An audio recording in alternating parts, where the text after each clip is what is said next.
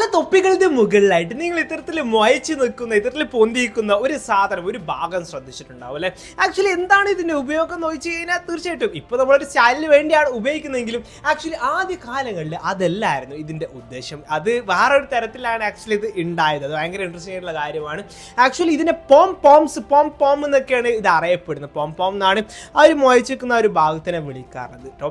എന്നാണെങ്കിലും ആദ്യ കാലങ്ങളിൽ ഇത് ഉണ്ടാക്കിയിട്ടുണ്ടായിരുന്നത് ഇതിന്റെ ഒരു ഇൻട്രൊഡക്ഷൻ എന്ന് പറഞ്ഞാൽ ആക്ച്വലി ഫാക്ടറികളിൽ പിന്നെ മുങ്ങിക്കപ്പലിലൊക്കെ ജോലി ചെയ്തിരുന്ന ആൾക്കാരെ പട്ടാളക്കാരൊക്കെ ഉണ്ടാവുമല്ലോ അവർക്ക് വേണ്ടിയായിരുന്നു.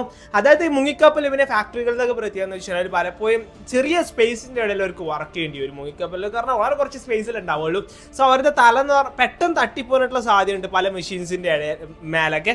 സോ അതിൽ അവർക്ക് വേദന കൂടുതലായിട്ട് ഉണ്ടാവുമല്ലോ. സോ അവർക്ക് പെട്ടെന്ന് അറിയാൻ വേണ്ടി അതായത് തല ജസ്റ്റ് തട്ടിയാൽ തന്നെ വലിയ പെയിന് ഇല്ലാണ്ടാക്കാൻ വേണ്ടിയും പെട്ടെന്ന് അറിയാൻ വേണ്ടി കൂടിയാണ് ഇതുള്ള സാധനം ഇത്തരത്തിലുള്ള ഒരു പൊം എന്ന് പറഞ്ഞാൽ ഒരു മൊയച്ചിരിക്കുന്ന സാധനം കൊടുത്തിട്ടുണ്ടായിരുന്നത്. എന്നാൽ പിന്നീട് ഒരു സ്റ്റൈലായി എന്ന് മാത്രം. ബട്ട് സ്റ്റിൽ ഇന്നും തായ്ലൻഡിലൊക്കെ പോയവർക്ക് അറിയാൻ മതി. തായ്ലൻഡിലൊക്കെ പല ഫെറി ബോട്ടുകളിലൊക്കെ ഇത് മാൻഡറ്ററി ആണ്. ഇവൻ ടൂറിസ്റ്റേഴ്സിന് പോലും നിർബന്ധമായിട്ടും ഇത് ധരിച്ചിരിക്കലും നിർബന്ധമാണ് പല ഫെറി ബോട്ടുകളിലോട്ടും കയറുന്ന സമയത്ത്. കാരണം അവിടെ ബോട്ടുകളിലൊക്കെ തല തട്ടുക എന്ന് പറഞ്ഞാൽ സ്ഥിരമായിട്ടുള്ള കാര്യമാണ്. പലപ്പോഴും അത്തരത്തിൽ തല തട്ടാറുണ്ട്.